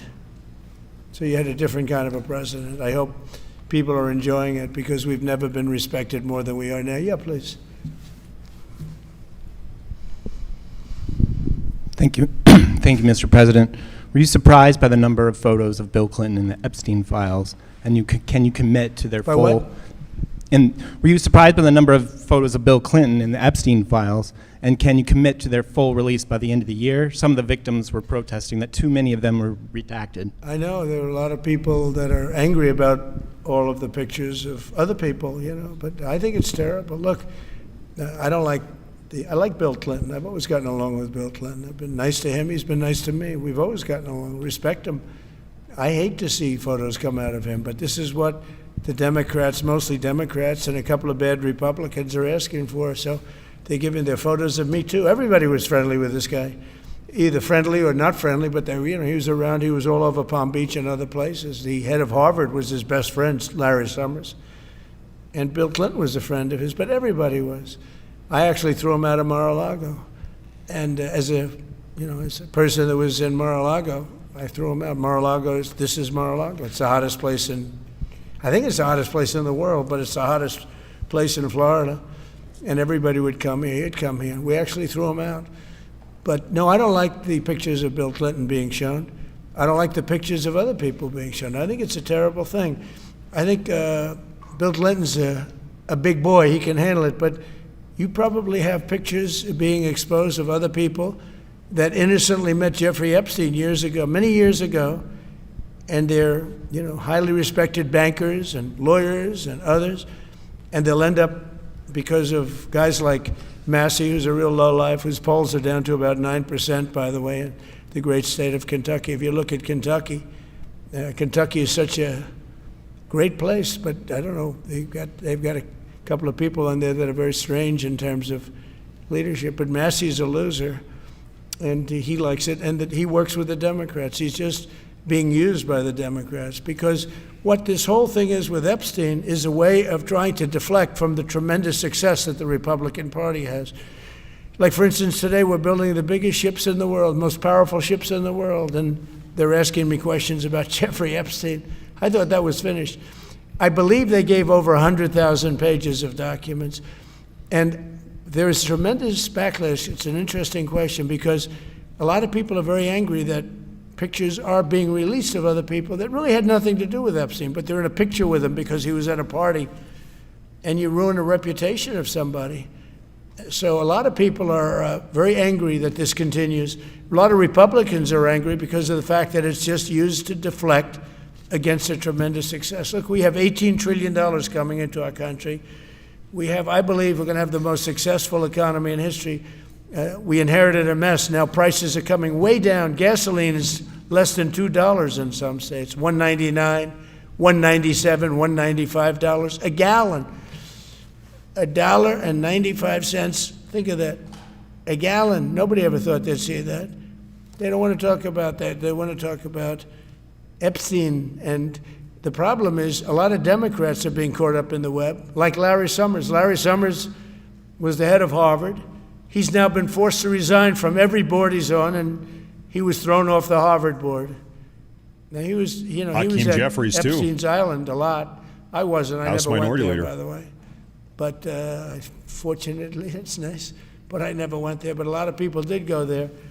But instead of talking about the battleships, or instead of talking about most favored nations drugs, we're bringing down drug prices like at a level that has never even been thought of, by thousands. Think of it, by 1,000%, by 1,200, 1,300, 1,400% in some cases. A drug that sells for $10 in London is costing $130 in New York. We're bringing it down to $20, and they're going to go up to 20. So they're going from 10 to 20, which is a doubling. It's a doubling. That's a lot, but it's a doubling. But we're going down to 20. So we're going down, if you can do your own math, but it's 2,000%, 3,000%. It's pretty amazing. And the New York Times had a story about it, a small story, way in the back of the paper. It's the single biggest thing to happen with respect to drugs probably in 50 years. It's never been anything like this. In my first term, I was able to get drug prices down 0.25%. It's the first time in 28 years that they went down. 0.25%. I was so proud of myself. Now we're doing them 2,000%, 1,500%, 1,200%.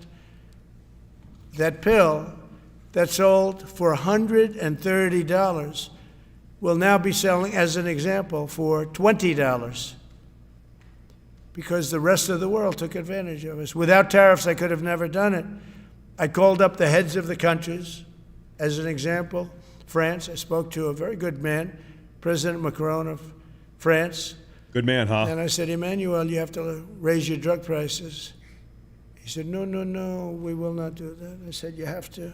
He said, no, I don't want to do that. Look, you're asking me if it go to $10 to $20. You're going to come way down to 20. We don't want to do that. Now, in all fairness, no other president even tried. But if they did try, there was actually a fake story in stupid USA Today. I didn't even think they'd make it anymore. I haven't. But I saw a story where Biden was trying to do this. Biden never tried to do it. Biden didn't know he was alive. He never tried to do it.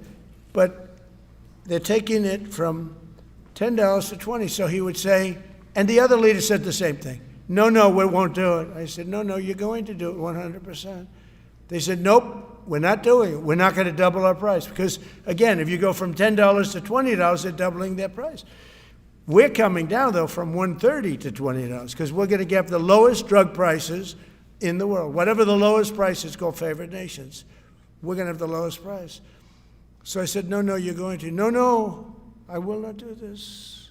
Politically, it's unacceptable. I said, Emmanuel, you're going to do it 100%. Please accept it now. Be nice. You're going to do it 100%. No, no, no, I will not. I said, yes, you are. He said, why do you keep telling me I am when I'm not? Because if you don't do it, I'm going to put a 25% tariff on everything France sells into the United States of America. And that's approximately 20 times more than I'm asking for with respect to drug prices. He said, I see. I agree to do it. Every other country said the exact same thing. They all said, nope, I will not do it. I said, all right, on Monday morning, you'll have the 25% tariff, everything you sell. In the case of France, it was wine, champagne, cars, everything they sell.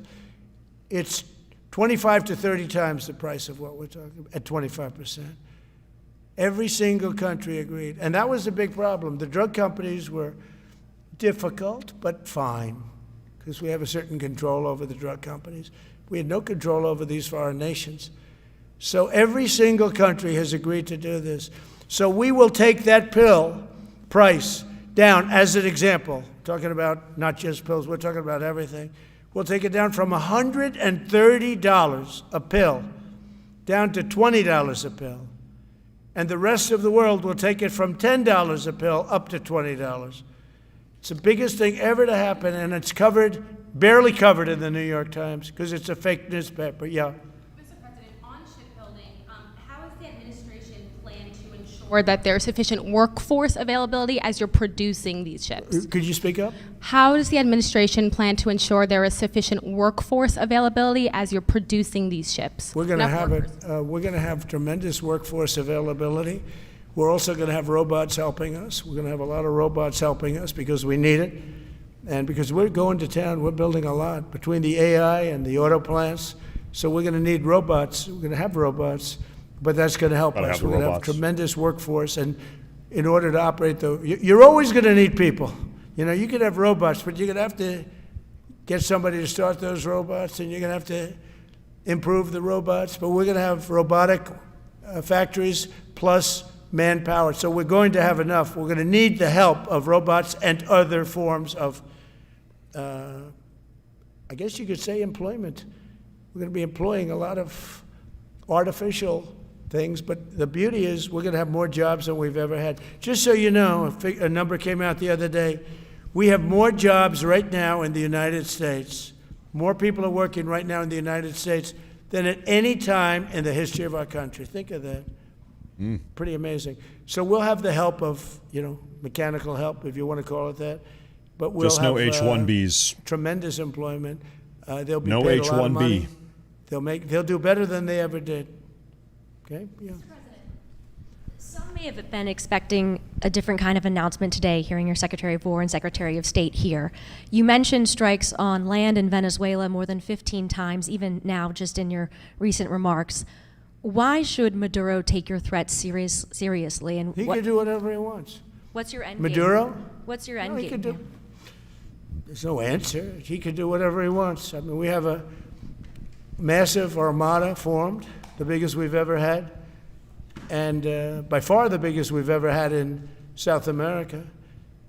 He could do whatever he wants. It's all right. Whatever he wants to do. If he wants to do something, if he plays tough, it'll be the last time he's ever able to play tough. But they sent their prisoners into us. They sent people from jails, and prisons. They sent people from mental institutions and insane asylums into the United States. Just walked right in because Biden had an open border policy. What the Biden administration did to our country can never be forgotten. They took in millions and millions, 25 million people over the course of 4 years. Many of those people were murderers and drug dealers, prisoners, rough prisoners. 11,888 murders. More than half of them killed more than one person. They came into our country. Now, I spoke to Kristi Noem today. I spoke to Tom Homan today. He came down to see me. And we had a great meeting. They've done an amazing job. We're getting them out. We're getting them out very fast. But this should have never happened. But Venezuela was Venezuela took advantage of the open borders that Biden created more than any other country. Tren de Aragua, we had gangs all over. Look, I mean, you have a very weak governor in Colorado. Look what happened in Colorado where they would occupy apartment houses. And he didn't want to do anything about it because he was scared. Any other questions? Yeah, go ahead, please. So in response to the United States taking sanctioned oil from Venezuela, Colombian President Gustavo Petro criticized the United States by saying, well, the Southwest is stolen land and that it should be returned to Latin America. Oh, my God. I just wanted to know what your response to that is. Well, he has to watch because, you know, he's got drug factories. They make cocaine in Colombia. And he's no friend of the United States. He's very bad guy. And he's got to watch his ass because he makes cocaine and they send it into the United States of America from Colombia. We love the Colombian people. I love the Colombian people. They're great people, energetic, smart, great. But their new leader is a troublemaker, and he better watch it. He better close up those cocaine factories. They have at least 3 major cocaine factories. We know where they are. He better close them up fast, yeah. By the way, it's made and sold into the United States. Comes through Mexico. Thank you, sir. You've named Governor Landry to be new special envoy to Greenland. How do you? What do you see that role entailing? And is it still your intention that Greenland become part of the U.S.? He viewed Louisiana, the Louisiana Purchase. He said, "I'm governor of Louisiana," and he said, "I would love." I didn't call him. He called me. He's very proactive. He's a great guy. He's a deal guy. He's a deal maker type guy. And we need it for national protection. We need Greenland for national protection. They have a very small population. And I don't know, they say Denmark, but Denmark has spent no money. They have no military protection. Denmark. They say that Denmark was there 300 years ago or something with a boat. Well, we were there with boats too, I'm sure. So we'll have to work it all out. But he felt very strongly, we need it for we need Greenland for national security. Not for minerals. We have so many sites for minerals and oil and everything. We have more oil than any other country in the world. We need Greenland for national security. And if you take a look at Greenland, you look up and down the coast, you have Russian and Chinese ships all over the place. We need it for national security. We have to have it. And he wanted to lead the charge. So we're making him, Marco, today, a special envoy to Greenland. Greenland's a big deal. Yeah. Gotta have it. On the talks that took place this past weekend, and could a trilateral discussion of sort be the next step for Ukrainian, U.S., and Russian delegations? So the talks on Ukraine, Russia are going along. They lost, as you know, 27,000 soldiers last month, mostly soldiers, some people in Kiev, etc., but mostly soldiers. And the talks are going along. And I say that, there's tremendous hatred between these two leaders, between President Putin, President Zelensky, tremendous hatred. And I hope we can get it done. We are talking. Talks are going okay. But, I've solved 8 wars. And Thailand is starting to shape up. They started with Cambodia. They started up again. But I think, Marco, we have that in pretty good shape to have that stopped. So we stopped 8 wars. And I thought this would be in the middle of the pack. But maybe easy, but in the middle of the pack. But there's a lot of hatred between those two people, and when there's hatred, there's, But we stopped one war 38 years, one war 35 years, one war was going on for 32 years. And we stopped, think of it, we stopped a potential nuclear war between Pakistan and India. And the head of Pakistan, highly respected general, he's a field marshal, and also the Prime Minister of Pakistan said President Trump saved 10 million lives, maybe more, by getting that war. You know, 8 planes were shot down. That war was starting to rage. And he actually said the other day that President Trump saved 10 million lives, maybe more. So we solved all these wars. The only one I haven't solved yet is Russia, Ukraine. Are you still pushing for the Christmas Day deadline with Russia and Ukraine? And have you spoken with Putin or Zelensky or plan to push the deal? I'll do whatever I have to do. I mean, I'd like to see it stopped. Look, we don't lose any money on that war anymore. You know, Biden gave $350 billion, and who knows what happened to it.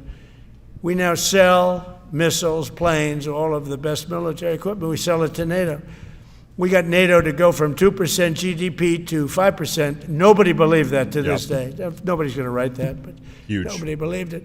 And they take that money and they pay it to the United States for weapons. So we sell weapons to NATO. We sell full price. We sell weapons to NATO, and NATO takes those weapons and probably distributes them, but gives a lot of them to Ukraine. So we don't lose any money like we did with Biden. He was spending money like a fool. He was a fool. What he did to our country is so horrible. But he gave it $350 billion between cash, gave a lot of cash, $350 between cash and weapons.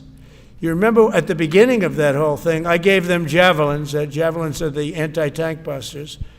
And President Obama at the time gave them sheets. I gave them javelins.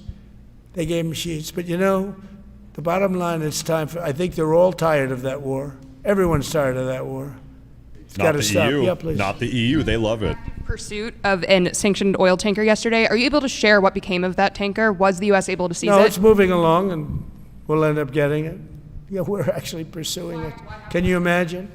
Because it came from the wrong location. It came out of Venezuela, and it was sanctioned. Yeah, please. Ultimate goal in Venezuela to force Maduro from power. Well, I think it probably would. I can't tell that. That's up to him, what he wants to do. I think it would be smart for him to do that. But again, we're going to find out. Look, Venezuela did terrible things in the United States. They sent hundreds of thousands of people, millions of people into our open border. They sent their criminals. They sent their prisoners. They sent their drug dealers. They sent their mentally insane and incompetent people into our country more than any other country. Others did too. The Congo did. Others did too. And we just let them come right in because we were run by a stupid president. But you don't have a stupid president anymore. Mr. President, have you set up the meeting with the healthcare insurers just yet? And what are you hoping to get? How I'll are be you setting hoping it to up. lower I think costs? we're going to meet with healthcare, the healthcare insurers, the insurance companies. So what I'm asking for in healthcare is very simple. Obamacare is a disaster. I call it the Unaffordable Care Act. Unaffordable as opposed to, it's unaffordable. They're going to have a tremendous increase in premiums, which is Obamacare, which is them, the Democrats' fault. They'll try and blame Republicans. It has nothing to do with us. It's the Democrats' fault. What I want to do is we spend hundreds of billions of dollars a year that go to insurance companies. I want that money to go to the people and let the people buy their own health care. And everybody loves it. It's become our issue. Now, before I do that, I'll meet with the insurance companies, just as I met with the drug companies. As you know, we're meeting with 4 other drug companies, Johnson & Johnson. But they've all agreed. We're meeting with them this week. It's coming up. It'll be a similar meeting. They've all agreed. But nobody would have thought the drug companies were going to do what they did, where they're giving away free drugs. And they've been so great, okay? And we have most favored nations. Nobody thought that was possible. I don't think any other president ever tried to get it because they never thought they could. But with respect to the insurance companies, I want to meet. There's essentially 14 of them, 10 big, but there's a total of 14 pretty much, pretty big. And I want to meet with them, and I want to say, I want you to cut your rates way down, way down. And maybe if they do that, we'll be able to not cut them out. We'll be able to continue to deal with them, which is probably a little easier process. I think the best process is pay the money directly to the people, let them buy their own health care. But I'm going to meet with them the first week back. I do it now, but they're trying to come up with a schedule. They want to meet badly. They've told me, but they want to come up with a schedule. I said, make it a good schedule. Your rates have to come way down. We're also going to meet with other insurance companies because under Biden, the insurance rates have gone through the roof. Auto insurance, home insurance. I mean, insurance companies are making far more than they're entitled to make. Too much. So we're going to be doing that. But just in the meantime, we'll be meeting with the insurance companies in the first week, the first few days back in Washington, because they're trying to come up with a proposal that will satisfy me. Thank you very much, everybody. Appreciate it. I hope you're going to enjoy the battleships. They're going to be beautiful. Thank you. And have a great Christmas if I don't speak to you. Thank you very much. A lot of big announcements here today. Real quick, folks, while all of you are here, I do want to say, make sure to like and to subscribe. It really helps a lot.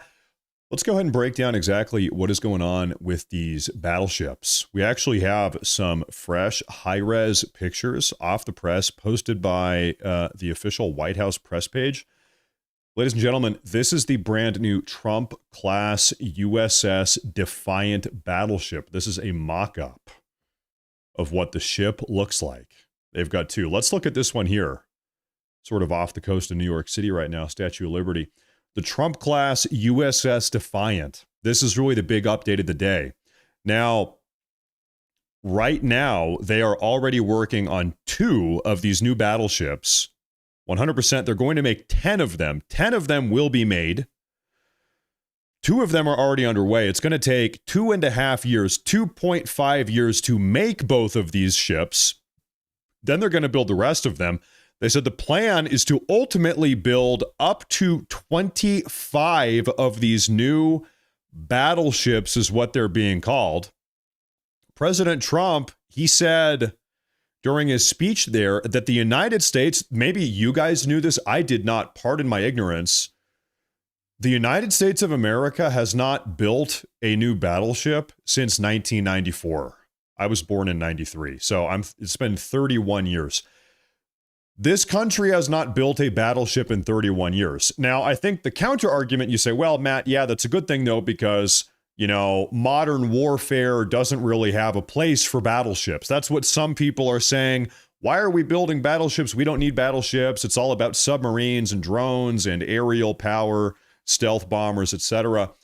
According to President Trump, this new battleship, this new series of battleships, the Trump-class battleships, they will have 100 times the lethal force of previous battleships, of the last type of battleship that was built in 1994.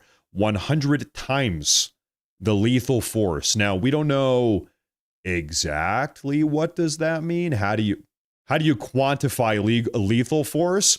That's from Trump. 100 times the lethal force of the previous era of battleships. Another update here. These new battleships, they will have lasers and rail guns. I think everybody's been talking about rail guns. Those are pretty impressive. You can shoot 1 billion trillion miles. And allegedly these battleships, I'm just kind of, this is not Trump that said this, but I'm reading this. I'm doing research here on my other monitor. Allegedly these new battleships are going to be nuclear powered. Nuclear powered battleships with high-tech laser capabilities and rail guns with 100 times the lethal force. Stop calling them battleships. I did not come up with that word on my own. That is what President Trump said like 50 times. Stop calling them guys, President Trump is the one. I'm sorry, that's what everybody is calling these battleships. That's what Trump called them. That's what the media is calling them. If you want to play semantics, I don't really care. You can go complain about that, whatever. But anyway, I'm going to keep on doing the show. They are also building brand new aircraft carriers. This is what President Trump said, like not just new aircraft carriers, but a new class, an entirely new class of aircraft carrier.